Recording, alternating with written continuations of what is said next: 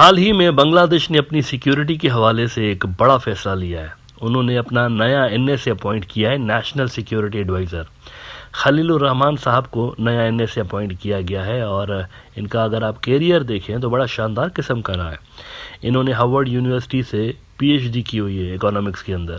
پھر یہ United nations کے اندر کام کرتے رہے ہیں اور دیگر کئی ٹاپ کے انٹرنیشنل اداروں کے اندر کام کرتے رہے ہیں. تو یہ بڑے کوالیفائڈ بندے بھی ہیں اور کمپیٹنٹ بندے ہیں.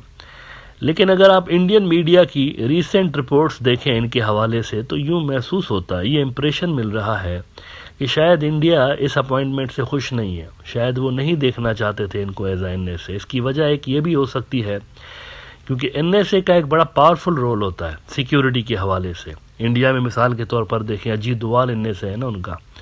تو اجیت دوال کئی سارے مواقعوں پہ تو آپ کو انڈیا کے آرمی چیف سے زیادہ پاورفل نظر آتا ہے. اجیت دوال کی جو سجیشنز ہیں وہ زیادہ مانی جاتی ہیں انڈیا کی سیکیورٹی سسٹم کے اندر. تو NSA کافی پاورفل پوسٹ ہوتی ہے. انڈیا کو یہ یہاں پر ایک ڈر ہے کہ خلیل الرحمان صاحب جو ہیں یہ وقار و زما کے کچھ جو اختیارات ہیں، ان کی جو کچھ پاورز ہیں وہ اپنی طرف لے لیں گے، کیونکہ NSA کے پاس بھی کافی ٹھیک ٹھاک قسم کے پاورز ہوتے ہیں. نہ وقار و زما کے لیے تو وہ سافٹ کارنر رکھتے ہیں نا، وہ سمجھتے ہیں کہ یہ ہمارے گڈ بکس میں ہے وقار و زما. اس کی بڑی وجہ اصل میں وقار و زما کے فیملی ٹائز ہیں شیخ حسینہ کے ساتھ. ان کی جو کزن ہے شیخ حسینہ کی، یہ ان کے ہسبینڈ ہے. تو انڈین سمجھ رہے ہیں کہ اگر ان کے پاورز خلیل الرحمان کے پاس گئے تو یہ ہمارے لیے اچھا نہیں ہے، بیکاز وقار زور گاہ ہے. تو ایسی صورتحال میں انہوں نے خلیل الرحمان کے خلاف ایک نیگیٹو پروپیگنڈا کافی دنوں سے لے کر سٹارٹ کیا ہوا ہے. اسی سلسلے کو آگے بڑھاتے ہوئے آج انڈیا کے ایک بڑے news outlet north east news نے ایک اور رپورٹ خلیل الرحمان کے خلاف لگائی ہوئی ہے. اس میں انہوں نے دعویٰ کیا ہے کہ خلیل الرحمان صاحب کی جو اپوائنٹمنٹ ہے یہ ان کو آمنے سامنے لا کر کھڑا کر دے گی وقار و زما کے، کیونکہ there is a conflict of interest in both these positions, اور دونوں کے درمیان ایک پاور اسٹرگل شروع ہو سکتی ہے. نارتھ ایسٹ نیوز کہتا ہے کہ ول خلیل الرحمان سیلیویشن ایز بنگلہ دیش NSA پٹ ہم اگینسٹ آرمی چیف جنرل وقار زما. Rahman's sudden appointment as the new NSA took place when General Zama was on tour to Russia and Croatia.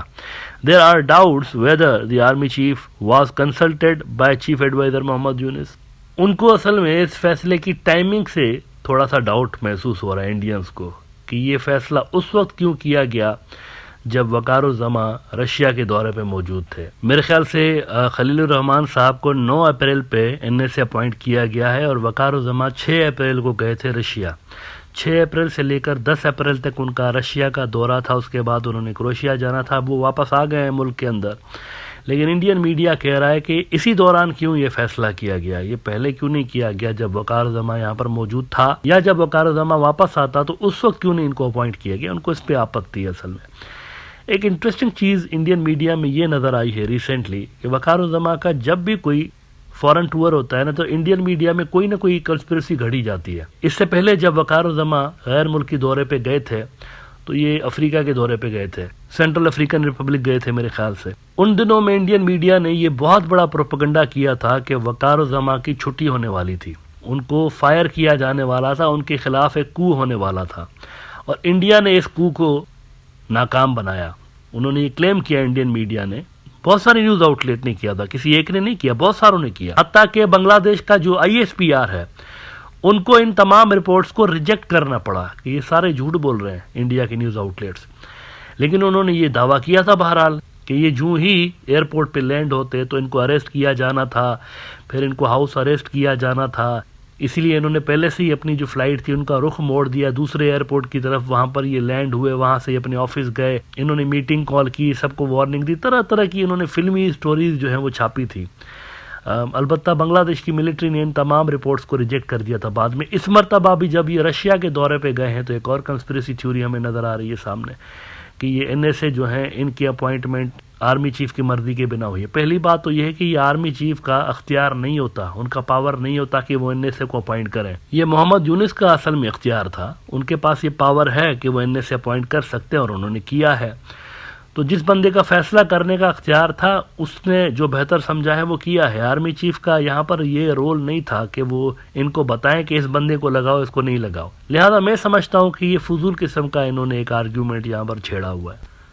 بہرحال آگے وہ کہتے ہیں کہ the elevation in status of Khalilur Rahman to the position of Bangladesh NSA even as he would concurrently hold the job of High Representative for the Rohingya issue and priority affairs may pit him against General Waqar-uz-Zaman, who as the army chief is the de facto arbiter of the country's external and internal security. Rahman's appointment on April 9 as the NSA was as sudden as it was surprising, considering that General Zaman was on official visit to Russia and Croatia. General Zaman returned to Dhaka today. اچھا اس کے بعد انہوں نے کلیم کیا ہے کہ ہم نے بنگلہ دیشی ایکسپرٹ سے پوچھا ہے، وہ کنفرم کر رہے ہیں کہ یہ والی ڈیولپمنٹ وقار-uz-Zaman کے اگینسٹ لا کر ان کو کھڑا کرے گی. کہتے ہیں questioning the timing of the Muhammad Yunus led interim authorities move, knowledgeable Bangladeshi officials said Rahman's elevation in status could potentially pit him against the army chief at a time when the Bangladesh army is expected to play a key role in any likely military developments in Myanmar's Rakhine state. اچھا اس کے بعد وہ ایک expert کو کوٹ کرتے ہوئے کہتے ہیں کہ besides Bangla political analysts who believe that Khalil Rahman's elevation, he holds a US passport and is a resident of Connecticut, as NSA would willy-nilly bring him into a collision course situation with General Zaman. There are others such as Supreme Court Barrister Major retired Sarwar Hussain, who said that the move was to place Khalil Rahman at par with India's Ajit Doval. Now دیکھیں یہ جو post ہے نا necessity تھی بنگلہ دیش کی، یہ بات ان کو سمجھنی پڑے گی. کوئی یہ آپس میں ٹکراؤ کی پوزیشن تب ہوتی ہے جب آپ کے آبجیکٹو ڈیفرنٹ ہوں. یہاں پر وقار-uz-Zaman کا اور خلیل الرحمان کا آبجیکٹو سیم ہے. Objective is to ensure the security of Bangladesh, internal and external security. تو جب دونوں کا آبجیکٹو سیم ہے تو مجھے سمجھ میں نہیں آ رہا کہ کولیجن کس چیز کی بات کر رہی ہے. کولیجن تب ہوتی ہے جب آپ الگ الگ ایجنڈاز پہ کام کر رہے ہوں، الگ الگ آبجیکٹیوز آپ کے ہوں. یہاں پر الگ الگ آبجیکٹیوز نہیں ہے، سیم آبجیکٹیو ہے، ایک ہی چیز پر یہ لوگ کام کر رہے ہوں گے، تو میرا نہیں خیال کہ اس میں کوئی کولیجن کا ایسا چانس ہوگا. اور ویسے بھی الٹیمیٹ اتھارٹی جو ڈیسیشن میکنگ کی ہے اگر آپ دیکھیں بنگلہ دیش میں تو وہ محمد یونس کی ہے، وقار-uz-Zaman صاحب کی نہیں ہے، محمد یونس کے پاس ہے. اور اس وقت جو صورتحال بنگلہ دیش فیس کر رہا ہے، مطلب بارڈرز پر چیلنجز ان کو فیس کرنے پڑ رہے ہیں، چاہے میانمار کا بارڈر ہو جہاں پر سول وار چل رہی ہے، پھر انڈیا کے بارڈرز پر ان کو تھریٹ بہرحال ہیں. تو ایسی صورتحال میں یہ پوسٹ ریکوائرڈ تھی. اس سے پہلے والا جو سیٹ اپ تھا اس میں تو دیکھیں وہ سپر کوئین بنی ہوئی تھی نا شیخ حسینہ، سپر کوئین، مطلب ہر چیز وہ خود ہی تھیں. NSA بھی وہ خود ہی تھیں، آرمی چیف بھی وہ خود ہی تھیں، پرائم منسٹر بھی وہ خود ہی تھی، سارا کا سارا پاور اس ایک ہی بندی کے پاس تھا. اب لیکن صورتحال ایسی نہیں ہے. اب تھوڑا سا آپ کو زیادہ پروفیشنل سیٹ اپ نظر آ رہا ہے، سیگریگیشن ہے ڈیوٹیز کی، ہر کوئی اپنا اپنا کام کر رہا ہے، ایک پروفیشنل انداز میں چیزیں چل رہی ہیں. ایسے میں ایکسپرٹ اوپینین ضروری تھی، ایکسپرٹ ایڈوائز ضروری تھی سیکیورٹی کے معاملات میں، اسی لیے ان کو اپوائنٹ کیا گیا ہے. لہٰذا میرا نہیں خیال کہ ادھر کوئی کولیجن کا چانس ہے، کوئی خطرہ ہے. اور آئی ڈونٹ تھنک کہ یہاں پر وقار-uz-Zaman صاحب برا منائیں گے اس چیز کو لے کر کہ یہاں NSA کیوں اپوائنٹ کیا گیا. میرے خیال سے NSA کی جو اپوائنٹمنٹ ہے یہ فوج کے لیے بھی بہتر ہوگی، ان کا کام تھوڑا سا زیادہ آپ کو آسان ہوتا ہوا نظر آئے گا.